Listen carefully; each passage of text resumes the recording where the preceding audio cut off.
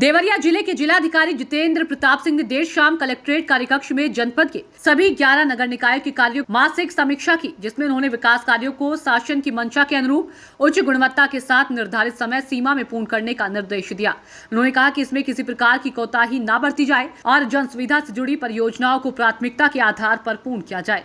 जिलाधिकारी ने कहा कि नगर निकायों द्वारा बनाए गए सभी मार्गों पर उससे बनाने वाले ठेकेदार फर्म का मोबाइल नंबर सहित ब्यौरा देने वाले बोर्ड लगाए जाएं। यदि कोई मार्ग 5 वर्ष के भीतर जर्जर हो जाए तो उसका अनुरक्षण संबंधित ठेकेदार को कराना होगा। बोर्ड लगने के बाद आमजन भी निर्माण करने के लिए जिम्मेदार ठेकेदार से संपर्क कर सकते हैं। साथ ही अनुरक्षण हेतु 5 वर्ष की निर्धारित समय सीमा में सड़क का रखरखाव न करने वाले डिफॉल्टर ठेकेदारों को चिन्हित कर ब्लैकलिस्ट करने का निर्देश दिया।